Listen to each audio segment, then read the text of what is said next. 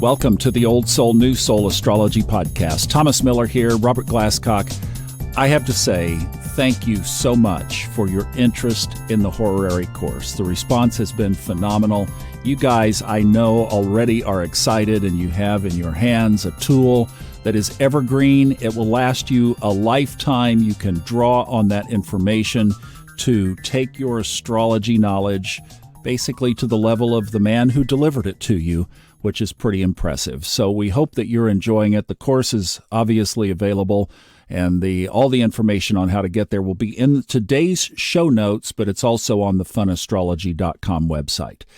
All right, we're going to shift gears and go back to our series that we've been talking about along here with the sun when it conjoins a certain planet, and then some other elements about that if you have an aspect with the sun. And in today, we're going to pick apart Mars. We're going to talk about Mars conjoin the sun and then some other aspects around that. So, Robert, I have a chart up that happens to be my own, which also will be in the show notes for people to download if they wish, because my sun is conjoined by Mars on the same degree. So why don't we just start with that? Yes, it is conjunct, and it's not only that, your Sun and Neptune and Mars are conjunct. So the Neptune adds a coloration that a normal conjunction with the Sun and Mars would not have.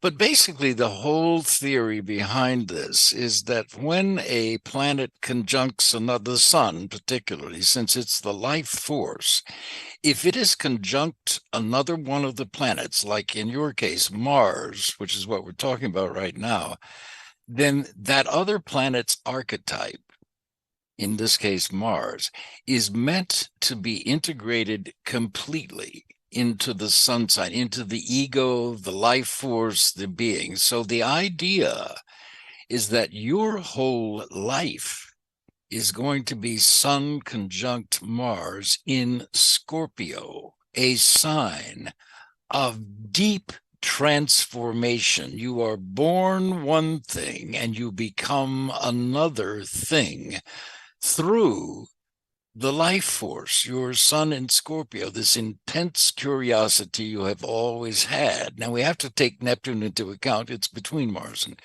and the Sun, but this intense curiosity about life at its deeper levels. What does religion mean? What does spirituality mean? What is God?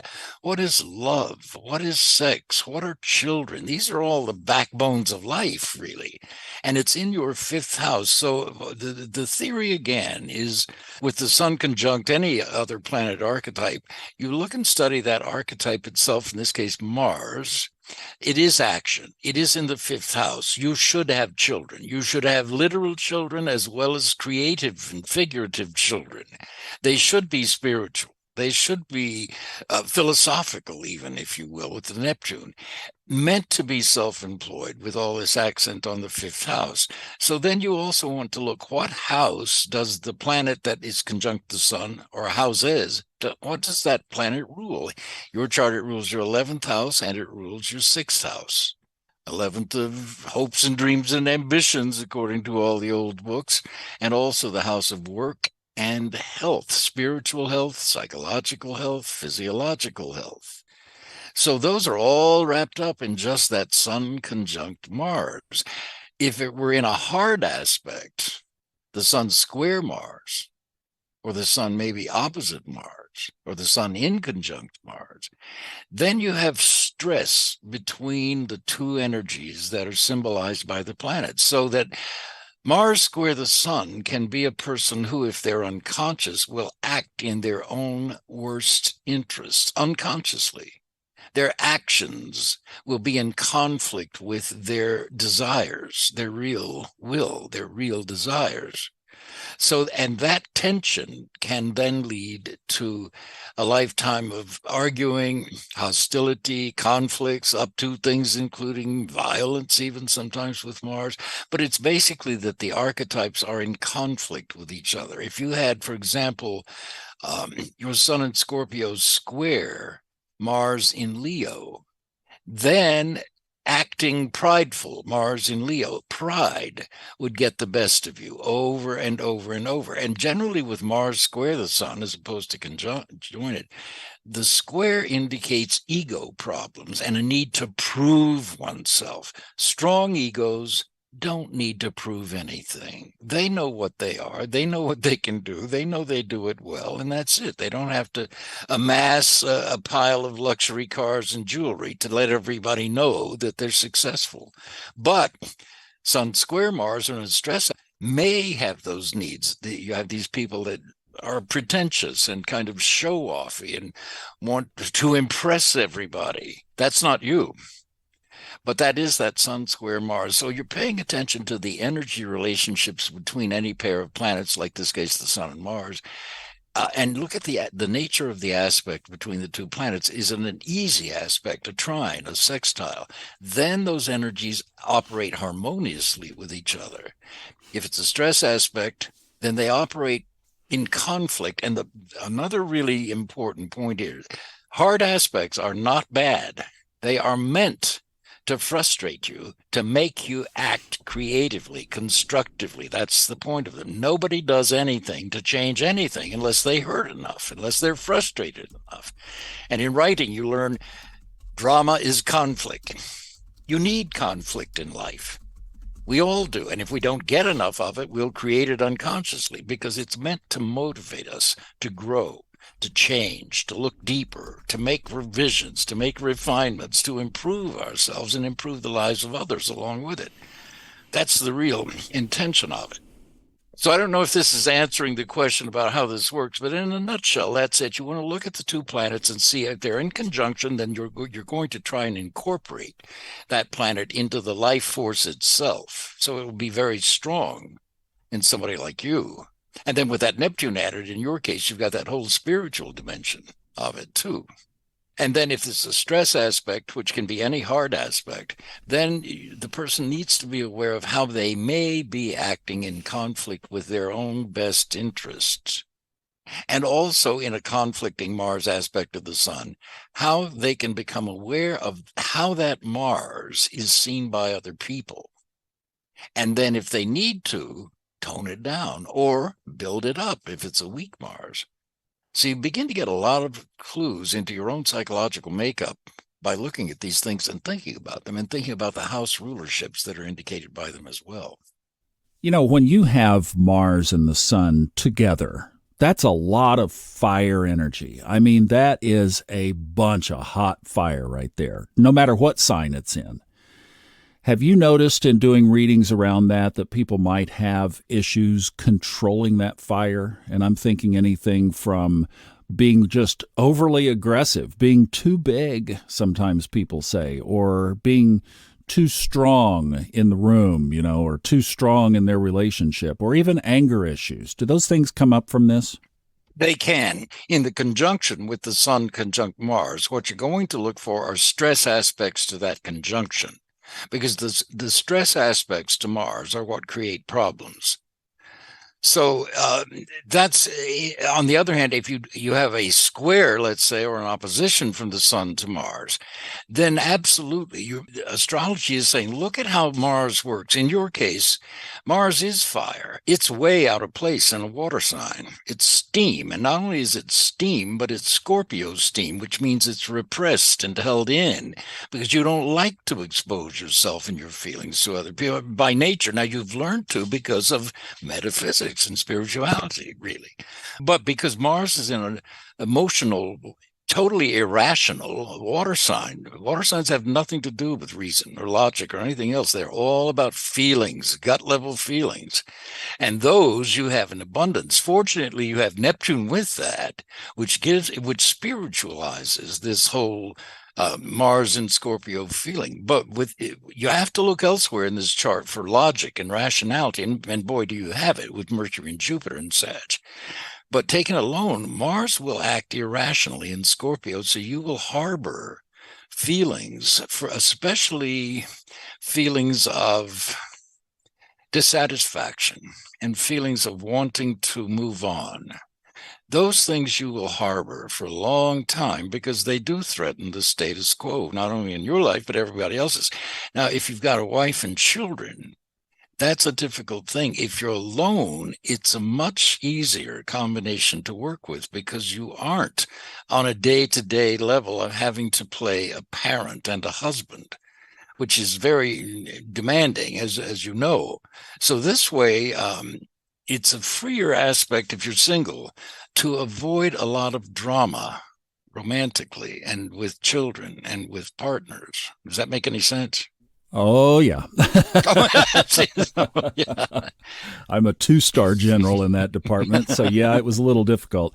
And, one of the things I've laughed about, as you mentioned, for those of you who might be Scorpios, and Robert was talking about steam, I have said that Scorpio is not a water sign. It's ruled by Mars in old astrology. It's a fire sign. Come on. And everybody jokingly says, yeah, it's the fieriest water sign there is in the chart. And I think, and then when you throw the sun and Mars on top of that, it's like, yeah, I've had to tone it down in my past. I try to control it in the present. But boy, in the past, I wish I had known this when my testosterone levels were higher. Yeah, I love Scorpios. The ones, really, so many of them appear to be really pretty emotionally controlled. In other words, unemotional. Nothing phases them. They're very strong. They're indomitable. And they're very resourceful, but they can appear to be very cold and rational sometimes. I mean, they're anything but they bury that because they don't want the world to know necessarily how they really feel about things, because they have very strong feelings about things. You've got actually a very good chart for a Scorpio.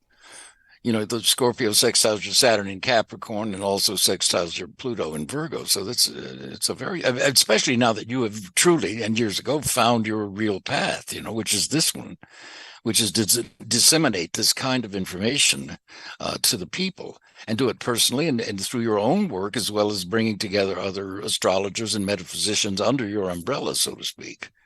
Yeah, I would say it's a very difficult chart to have been unconscious with, but it's a pretty good chart to be conscious with. The chart is in the show notes, too, if you guys would like to have a look at it. All right, so other characteristics of Mars. We're talking about getting projects off the ground, getting things started. If you have a good Sun-Mars connection somewhere, like you mentioned, maybe a sextile, a trine, even an opposition, are you a good self-starter or project starter or spark plug to get things going? Well, it depends a lot on the sign that's involved, because Mars acts like, in other words, I think of the planets as energies and the signs as scripts. Mars is about initiative, ambition, drive, persistence, action. It's also, on the negative side, about destruction and anger and violence and rage and so on. So that's the negative side. It operates completely different when it's in a sign like Gemini or when it's in a sign like Scorpio, you see. So you can't just make generalizations too much about Mars itself beyond the type of energy that it is. So when all the energies for drive and ambition and action and persistence and so on, all those Mars energies are in Scorpio, they will act like a Scorpio. If they are in Libra, they will act completely different. I happen to have Mars in Libra, and it was true, I think, when I was younger.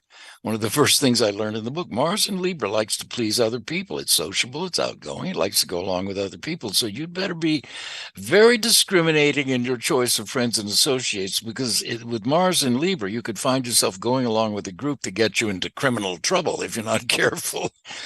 So it's that idea that the energies are acting out scripts that are functions that are suggested by the signs.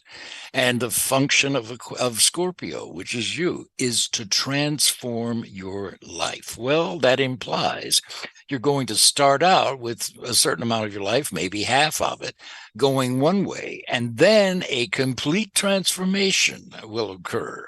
And usually it does, believe it or not, accompany either a divorce or a loss in relationships. And the person's life is transformed at some point and then becomes either revitalized for the good, or if they're one of these kinds that can't let go of the past and they mope and mourn and they just get locked into this sense of loss and sorrow, then it can spiral downward. That's certainly not the case with you. We've talked about Mars in air and in water. Let's don't leave our Earth friends out. What about it in Capricorn or Virgo or Taurus, or you might just hit all three real quick, or however you want to do it there. But let's represent Earth too. You start with Mars exalted in Capricorn. So it's an interesting combination of action, Mars, and Earth, matter, material. So Mars in Capricorn does tend to want to be respected in life for its accomplishments, its professionalism, its achievements, and so on. Generally, it will tend to indicate success in life, sometimes later rather than earlier, because Mars in Capricorn does have to grow up. But nonetheless, the Earth signs with Mars in them are typical. Mars in Taurus is the builder, the architect. All right, that's a metaphor for something. Mars in Taurus likes to accrue and assimilate stability. Well, stability means emotional stability in relationships and financial stability at the bank. And then third, spiritual stability. That's the depth of Scorpio. So that's if you take into account the sign that Mars is in, then that will tell you how Mars is trying to behave in life and the kinds of functions that Mars is trying to accomplish in life. And in your case, it's very much tied in with this metaphysical creativity of yours. Showing people how to transform their lives is basically what you're about with that Mars-Neptune sun. There is that shadow side that you really can't ignore, that side of war and conflict. And I've always thought that when you kind of run out of gas, is the way I put it, like when you can't find the answers where the sign is originally, or the planet in this case, that you look at the other side of the chart. What is the opposite of Mars where we could find some peace and harmony from that war and conflict side? Would it be Venus and Libra, or how do we paint the balanced picture to Mars's conflict? Well, if you're looking at the shadow side in terms of the opposite sign that Mars is in, and that's a really valid exercise to do. You have Mars in Scorpio, water sign at birth. And what will happen in relationships, people, including your ex-wives and your children as well, will feel that part of you is never available to be touched or loved. You want to say that again? Oh, I don't think so. That's my equivalent of ding, ding, ding, ding, ding. And this is one of the keys, though. Then you think, well, what does that have to do? Well, the opposite, the shadow side of Mars in Scorpio, would be Mars in Taurus. So one of the things that you would concentrate on to substitute for, how you say, deep emotional availability is to try and be a good provider, to give them your presence. Is you're a wonderful, loving guy when you're there, but also to give them a sense of financial stability and security. And if you don't feel like you can do that, then you want out. So sorry. But it's that the shadow side is to be a good provider. And look at what I've given them. And this is what a lot of people do, men especially. They'll provide a great house and a great car and great schools and all of that, but they're not necessarily emotionally available to people. So what you've learned to do, I think, Thomas, is to really honor your Mars and Scorpio. You're not concerned really about material success, although you've certainly got a lot of it. But that's not the motive for you. That's incidental. If it comes, it comes. Your real motive is to not only change yourself, which you've done with that Pluto sextile, the Scorpio planet, but you also want to show other people how it's done. So you've collected a lot of friends, really colleagues in these fields, self-help fields, which you have absorbed a lot of their wisdom. You're translating that, transmitting that to other people. And that's the mission of your life, is to bring this side of life and the different disciplines and writings and teachers and so on together in a way that's cohesive and says, look, people, these things are available out there if you just take a little time and put forth a little effort to look at them and incorporate them into how you're thinking about going forward with your life.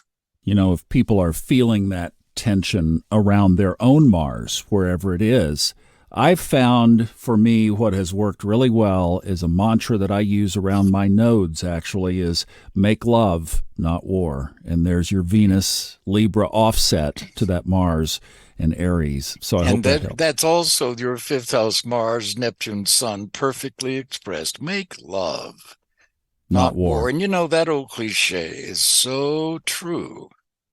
People who are fighting against things always lose.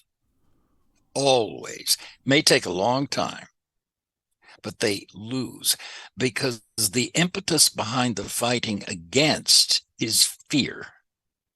So fighting against something validates the fear, not the achievement or the resolution. It validates the fear. If you were truly on top of the situation, there's no need for war. Fighting for something is just as valid as fighting against something. And that's the trick, is to learn to fight for. But what we see now, you know, in politics especially, is a lot of fighting against things, but nothing is solving anything. Nothing is getting solved because everybody's fighting. So I love your very much a fifth house phrase, Thomas. Fight. What would you? Love, not war. Make love, not war. I'll tell you the perfect analogy of this, and this isn't going to be an exact quote, so don't quote me on this, but it captures the nature of it. Is I think somebody was said to have approached Mother Teresa and said, "Why have you never attended an anti-war rally?" And she said, "I would never attend any anti-rally anything." She said, "Now you hold a peace rally, and I'll be there." Yeah, that's exactly it. There's your point, right? That's exactly it. Yeah. But it's based simply on metaphysical energies. When you understand them, fighting against, think about it. When you're fighting against something, the reason you're fighting against it is because you're afraid of it. You're afraid it's evil. You're afraid it's going to take over the world or take over your children, or you're afraid of something. Well, identify what you're afraid of and then fight for the opposite as opposed to fighting against the thing you hate, because when you fight something that you hate, you're identified with it. You may as well be married to it. It's when you can absolutely get away from it and divorce it and look at it prospectively with a higher perspective. You realize you don't have to fight. It doesn't have any strength over you. It doesn't have any power over you. There's no point in fighting against anything. Fight for what you want, like Mother Teresa. Fight for peace. Well, I found Mars to be so strong, obviously, where it is in my life. But everybody has a Mars, and it shows up somewhere, and wherever it is in your chart is an area that at some point in your life, if you're exposed to the shadow side of this archetype, that you have felt this internal conflict, and sometimes it's spilled into external conflict. And everybody that I've talked to, when Mars comes up strong, is some kind of similar conversation. And I think the big thing to keep in mind here is exactly what we're talking about. This is the key of it, Robert. We landed here and hit on it, is that the opposite side of that Mars archetype, when you know that you're struggling and wrestling with the shadow, is to go jump over in Libra as fast as you can and make love, not war, and go to the peace side or the balance side or the Taurus side. As a Taurus is a really good side of this as well. But the Venus application offsets that Mars. I love that. Thank you so much. This is great, and I appreciate your information and your wisdom on this. Thank you guys so much for listening. The Horary course is open and is available at the funastrology.com website under the courses tab if you want, but there's also a section there that makes it very obvious where you can get it. And the show notes is the rest of the information that you need about our podcast, including the chart that we talked about today. Thank you so much for listening. We'll see you next time on Old Soul, New Soul Astrology Podcast with Robert Glasscock.